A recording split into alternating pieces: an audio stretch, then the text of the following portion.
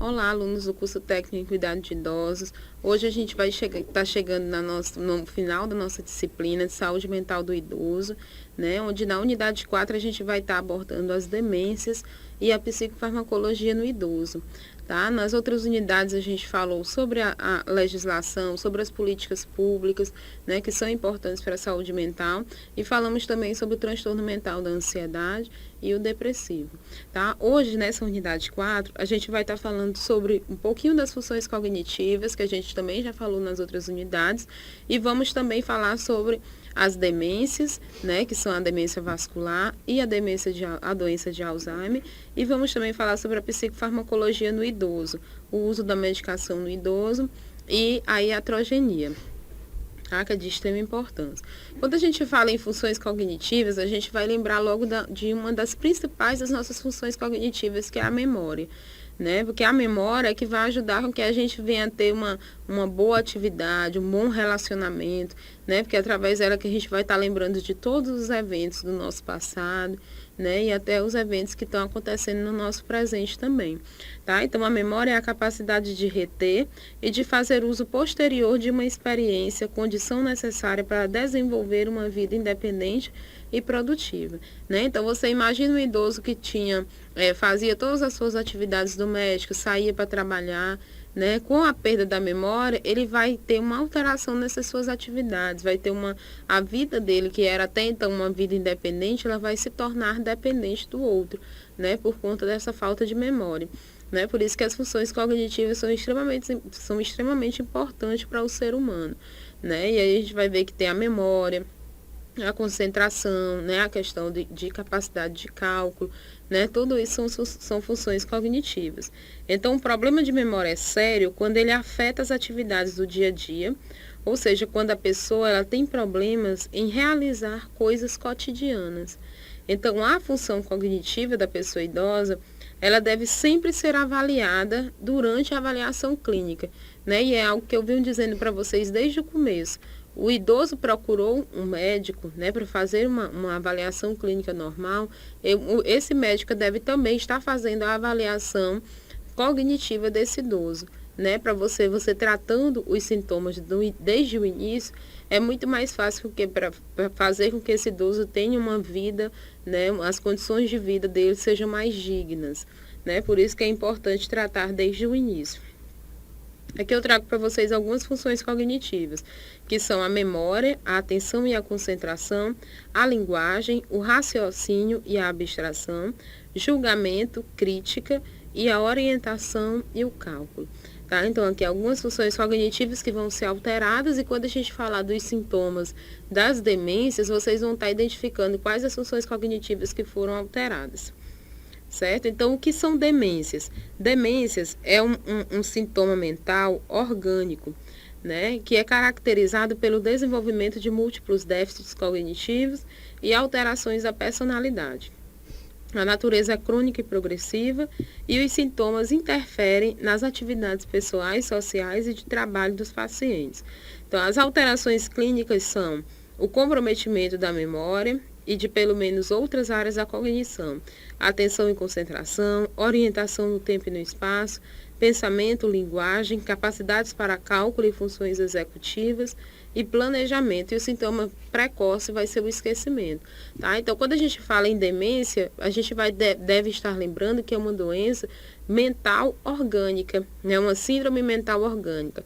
Afeta a função cognitiva, mas devido a essas alterações que existem no cérebro. Por isso que é considerado como orgânico. Tá? E a gente sempre lembrar das alterações físicas, né, que são as alterações nas funções cognitivas, e também lembrar que um dos primeiros sintomas que vai aparecer precocemente é o esquecimento. A demência, ela vai afetar cerca de 60% dos casos de demência, elas vão ser devidas à doença de Alzheimer, né? Então, a doença de Alzheimer é um dos casos de demência mais frequentes. Tá? 14 a 18% é devido à demência vascular. 8 a 18% estão associadas a ambas e 8% às causas indeterminadas. Tá? Então, a gente vê que a prevalência maior, né, dos casos de demência são aqueles devidos à doença de Alzheimer.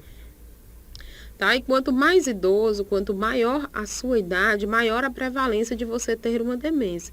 Então, a prevalência de demências aumenta com a idade. Praticamente a cada 5 anos ela vem dobrando, tá? Por isso que a gente vê a prevalência das demências mais nas pessoas idosas, né? Aproximadamente 5% dos indivíduos com mais de 65 anos vão apresentar um quadro demencial. E aí a gente vê que 20%, né, vão apresentar um quadro demencial quando eles têm mais de 80 anos, né? O que caracteriza o que a gente acabou de ver, que é quanto maior a idade, maior a frequência de se ter uma demência, tá? E devido a esse envelhecimento populacional no Brasil, a prevalência dessas doenças mentais, como as demências, estão muito frequentes na pessoa idosa, né? Por que as demências elas vêm aumentando? Porque a população idosa ela também vem aumentando. A população do país ela está se tornando cada vez mais idosa, né? Então a tendência é que as doenças associadas ao envelhecimento também aumentem a sua proporção. A demência produz um declínio funcional e intelectual que interfere nas atividades diárias, como a higiene pessoal, vestimenta, alimentação e atividades fisiológicas, tá? Então, ela gera, alguns casos de demência, né, leva a essas incapacidades, né? Então, o idoso, ele deixa de cuidar da sua casa, deixa de cuidar de si, né? Não tem mais controle sobre as suas eliminações fisiológicas, né? Isso é muito associado a essas demências, a esses quadros de demência. Tá? Aqui eu trago para vocês os tipos de demência, tá? Elas podem ser reversíveis ou irreversíveis. As demências irreversíveis são doença de Alzheimer e a demência vascular, tá? A doença de Alzheimer, ela tem uma diferença da vascular porque ela tem um início mais insidioso, um início mais lento, tá? E a demência vascular, ela tem um início mais abrupto, né? Mais rápido, certo? Então, a demência de Alzheimer, há uma perda de memória e um declínio cognitivo lento e progressivo. No início, a pessoa apresenta dificuldades para lembrar-se de fatos recentes e para aprender coisas novas. Lembra-se apenas de coisas que ocorreram num passado mais distante. A demência vascular, que tem um início mais abrupto, geralmente após um episódio vascular, né, ela vai estar acontecendo com a deteriorização em degraus, ou seja, uma recuperação, uma piora e logo em seguida uma recuperação, né, e também uma flutuação do déficit cognitivo. Então, há dias melhores e há dias em que ele tem uma pior performance. Apresenta sinais focais de acordo com a região cerebral acometida. Tá? Então, a demência vascular está bem associada com esses problemas cerebrais, né? Os problemas cerebrais que vão acometer aí essa pessoa.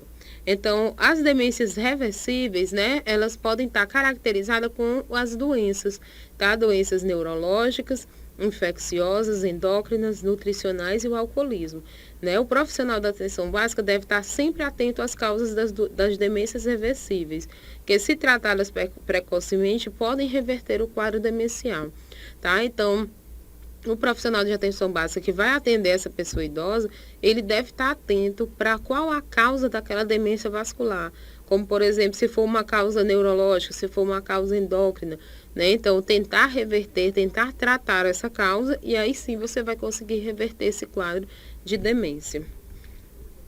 Tá? Quando a gente fala em doença de Alzheimer, a gente deve lembrar que é uma doença cerebral degenerativa, né? Porque vai havendo uma perda dessas funções cognitivas, o idoso vai começando a ter essa perda das funções cognitivas, tá? A etiologia é pouco conhecida, é a mais prevalente causa das demências, né? A gente viu que 60% dos casos de demência são devidos à doença de Alzheimer.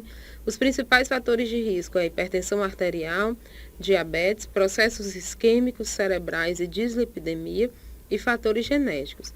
Mas algo importante que a gente deve ressaltar em relação à doença de Alzheimer, né, e um ponto extremamente positivo, é a questão da escolaridade elevada e da atividade intelectual intensa, né, que elas são fatores de proteção, né, estão relacionadas a uma menor frequência de doenças de Alzheimer, uma menor frequência de demências, né? Quem tem uma atividade cerebral, uma atividade intelectual elevada e uma elevada também escolaridade. tá? A doença de Alzheimer ainda pode ser classificada em 2 subtipos, que é a doença de Alzheimer pré-senil e a senil, tá? Então, a pré-senil, ela vai ter um início mais precoce, antes dos 65 anos, mas, em compensação, ela vai ter um curso mais acelerado, tá? Então, as alterações neuropatológicas são intensas. A doença senil tem um início mais, a doença de Alzheimer senil já vai ter um início mais a doença de Alzheimer senil, ela já vai ter um início mais tardio, né? Que vai ser após os 65 anos, né? E ela também vai ter um curso mais lento, tá? Então, a instalação é tardia e apresenta habitualmente uma evolução mais lenta, com menor comprometimento da linguagem, tá? Então, a gente vê que quanto mais cedo a doença de Alzheimer for se instalar, que é no caso a pré-senil, maior serão as complicações, né? Que vão ser principalmente as complicações na linguagem, né? Na concentração e em outras funções cognitivas. A doença de Alzheimer evolui em 3 estágios. O primeiro estágio vai ter duração de 2 a 3 anos, onde os sintomas vão ser mais vagos e difusos. Então, há um comprometimento da memória, a desorientação alopsíquica, que é a desorientação em relação ao tempo e ao espaço, uma perda da concentração, desatenção, retraimento social, mudanças de humor, que é a depressão, e alterações do comportamento, que são as explosões de raiva, ansiedade, irritabilidade e hiperatividade. Tá? Então, com muita frequência, as pessoas que vão estar nesse primeiro estágio, eles vão começar a ter esquecimento, como, por exemplo, não sabem onde colocou o óculos, né? Não sabe se deixa o fogo aceso, né? Do fogão, né? Esquece a carteira, né? Entre outros esquecimentos.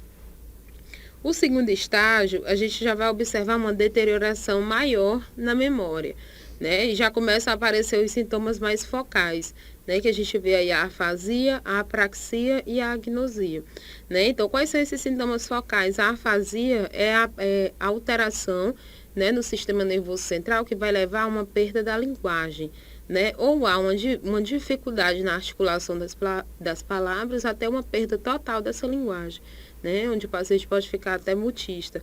A apraxia, ela já está mais relacionada com as alterações nas atividades motoras, né? Então, o paciente ele começa a ter dificuldades em realizar, né, por conta própria essas atividades motoras. E a agnosia está relacionada ao esquecimento, né, que é a perda total, né, das lembranças, como, por exemplo, você vai esquecer pessoas, objetos, né, fatos que aconteceram na sua vida. Pode estar ainda relacionada à agitação, perambulação, agressividade, questionamentos repetitivos e distúrbios do sono. Tá? Então, isso está presente no segundo estágio da doença de Alzheimer. E o terceiro estágio da doença de Alzheimer é também considerado como um estágio terminal, né? Onde todas as funções cognitivas vão estar gravemente comprometidas, né? Que aí o paciente ele começa a ter dificuldades para reconhecer famílias, né? Para reconhecer as pessoas da sua família, para reconhecer os espaços familiares, né? Então, ele vai se comunicar muitas vezes por sons incompreensíveis, às vezes ele permanece mutista, né, que é totalmente sem a linguagem, ficando eventualmente acamado com incontinência urinária e fecal. Então, ele tornam-se totalmente dependentes, né, das atividades de vida diária, né? Todas as suas atividades da vida diária vão depender do outro, né?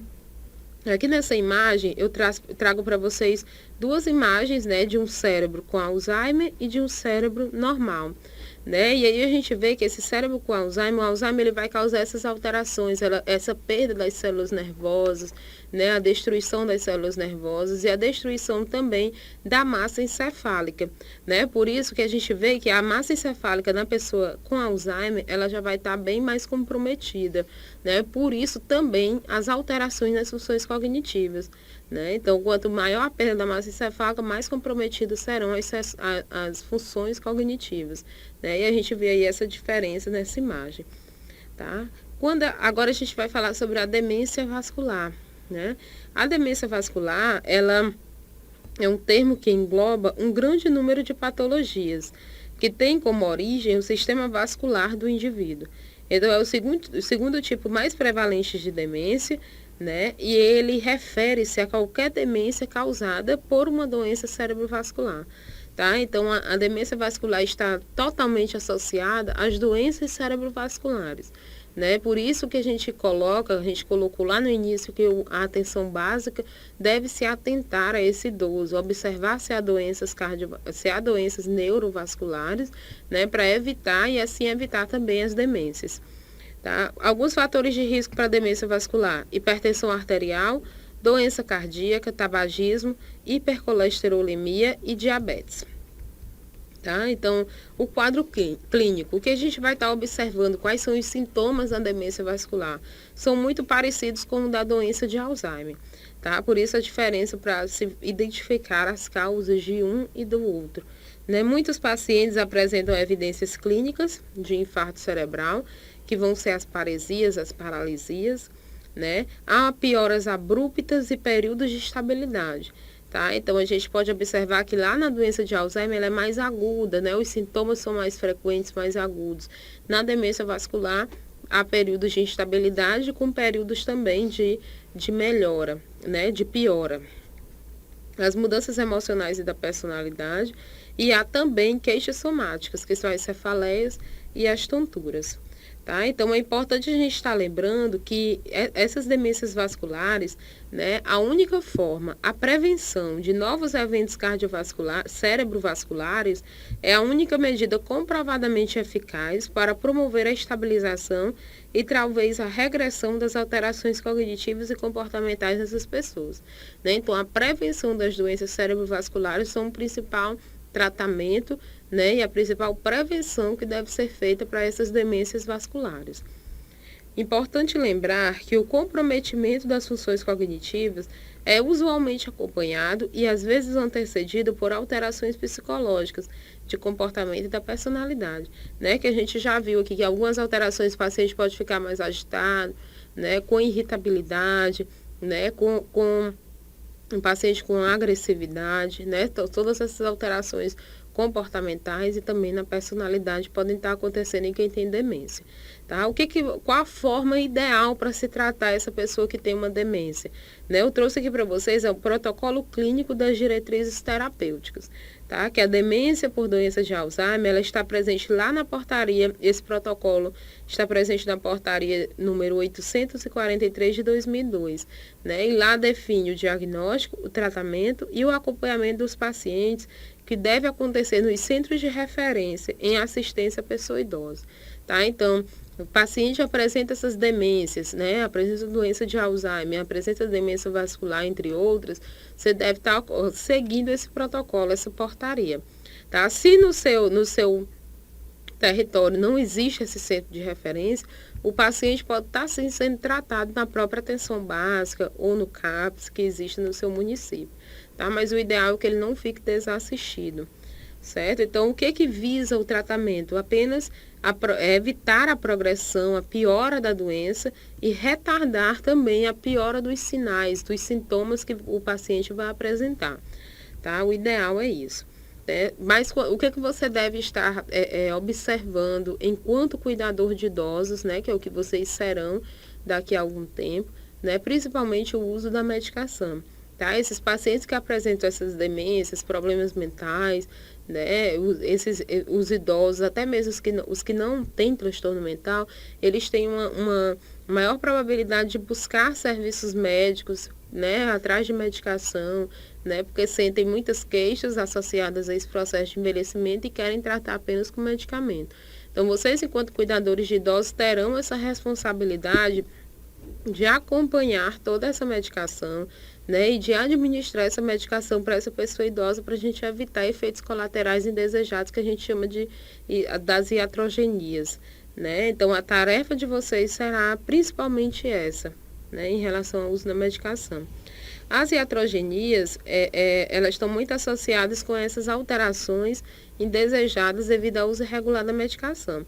Então, os fármacos que atuam no sistema cardiovascular e no sistema nervoso central, os anticoagulantes, os antibióticos e os analgésicos são considerados os principais agentes iatrogênicos, tá? Então, essa questão ela é muito importante, principalmente por isso que eu estou dizendo a vocês, que é essa questão da busca incessante por vários especialistas para tratar esses sintomas.